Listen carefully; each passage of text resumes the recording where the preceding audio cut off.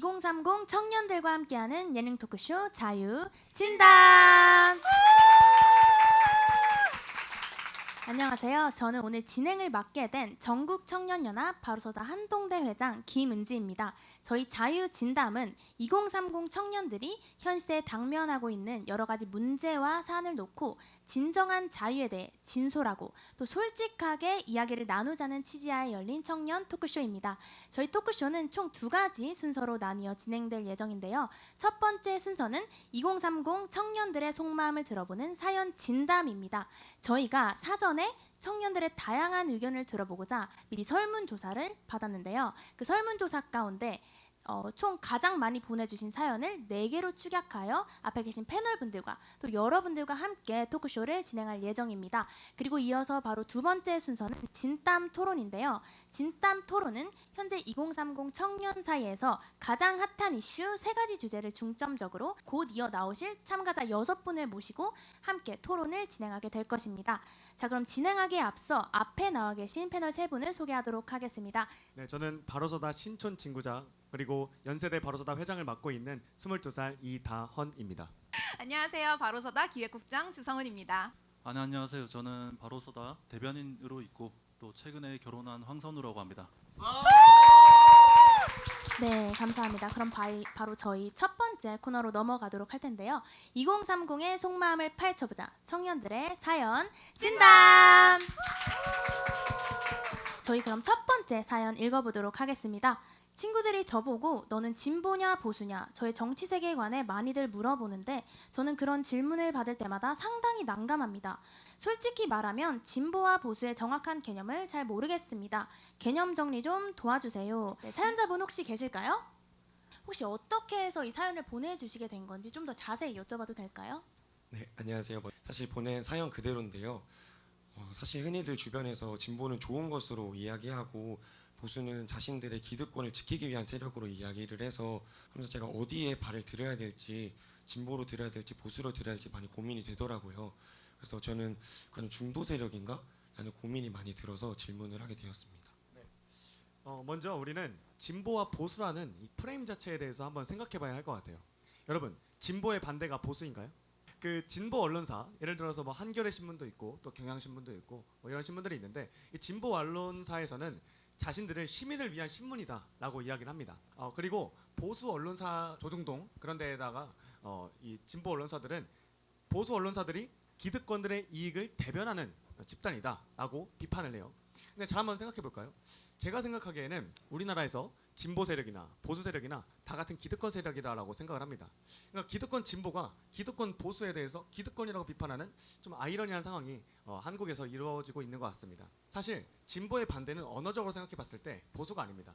그러니까 진보라는 단어가 보수라는 단어의 반대 의미로 사용되고 있기도 하지만 특정 세력을 중심으로 자유민주주의를 부정하는 사람들이 이 진보를 내걸고 있다는 것입니다. 그런데 지금까지 아직 한국에서는 진보 대 보수라는 개념이 좀 더 많이 쓰이고 있지 않습니까? 그러면 이제 국민의힘이랑 민주당은 혹시 뭐라고 불러야 될까요?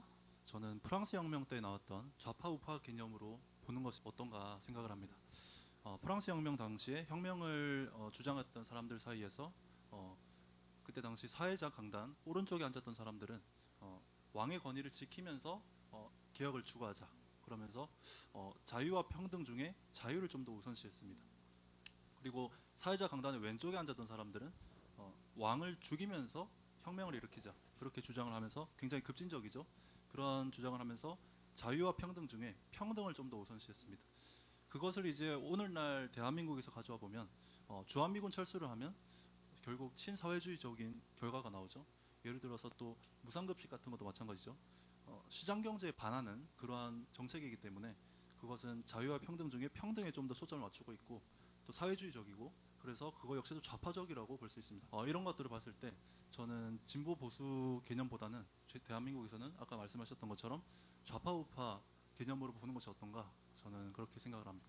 네, 첨언을 하자면 진보와 보수의 대립 구도에는 그 구도 자체에 가치 판단이 많이 들어가 있습니다. 그래서 보수는 낡은 것, 진보는 옳은 것 이런 식으로 사람들이 많이 생각을 하죠. 그래서 싸움도 많이 나고요. 시작부터 서로가 서로를 틀리다고 규정하게 되면 갈등이 발생할 수밖에 없죠. 근데 이제 좌파 우파의 대립구도는 이 보수와 진보의 대립구도와는 좀 다르게 그 구도 자체에는 가치가 들어가 있지 않습니다. 보다 더 누가 더 바뀌어야 할 것인가 아니면은 조금 덜 바뀌어야 할 것인가 요 차이거든요. 그래서 우리는 그 좌파 우파의 대립구도에 조금 더 맞춰서 생각하는 것이 상대방의 의견을 좀 더 존중하고 다름을 인정하는 길이기 때문에 그게 조금 더 맞다고 보여집니다. 네, 이렇게 세 패널 분들의 의견을 들어보았는데요. 결국 말씀해 주신 것이 이제 진보와 보수의 개념은 어떻게 보면 서로를 적으로 규정하는 개념이기 때문에 가치 판단이 많이 들어가 있고 그렇기 때문에 좀 더 사용을 지향하는 게 좋지 않을까. 근데 이제 또 이제 자유민주주의에서 살아가는 대한민국 국민이라면 어떻게 보면 좀 더 서로의 의견의 차이를 존중하고 인정하는 좌파 우파 대립 구도가 좀 더 적절하다라고 말씀을 해주신 것 같네요. 네, 그럼 바로 두 번째 순서 진행해 보도록 하겠습니다. 다음 코너는 바로 진땀 토론. 네, 진땀 토론은 2030 청년들이 사회적 이슈에 대해 치열하게 토론하는 코너입니다. 그럼 첫 번째 토론 참가자 모시겠습니다. 네, 안녕하세요. 저는 바로서다 문화국 뮤지컬 배우 김효희입니다. 네, 그럼 바로 저희 첫 번째 주제 확인해 보도록 하겠습니다. 첫 번째 주제입니다. 정치적 성향이 다른 사람과 결혼할 수 있다. 네, 토론에 앞서 먼저 찬성 그리고 반대 측의 의견을 뽑아보도록 할 텐데요. 저 찬성 걸렸습니다. 네, 찬성. 네, 그러면 아. 황선우님께서 찬성 측을, 김효희님께서 반대 측을 대변해 주시면 될 텐데요. 찬성 측의 의견부터 들어보도록 하겠습니다. 정치관은 여러 가치관 중에 하나일 뿐이라고 생각을 합니다. 뭐 정치관 외에도 경제관, 육아관, 뭐 가정관 여러 가지가 있고 뭐 사실 우리가 다 맞는 것 같아도 실제로 결혼을 해보면 사실 다른 게 굉장히 많아요. 네, 그래서 정치관을 꼭 다르다고 해서 꼭 그거를 멀리해야 하느냐? 정치관은 다양한 가치관 중에 하나가 아니라 다른 가치관에 크게 영향을 미치는 가장 위에 있는 가치관이라고 볼 수 있는데요. 혹시 당신의 배우자가 꿈꾸는 세상이 북한 공산주의라고 생각해 보세요. 그렇게 된다면 아침마다 김정은 초상화를 바라보고 수령님 때문에 막 쌀밥에 고깃국을 먹는다고 생각해 보세요. 과연 결혼을 할 수 있겠습니까?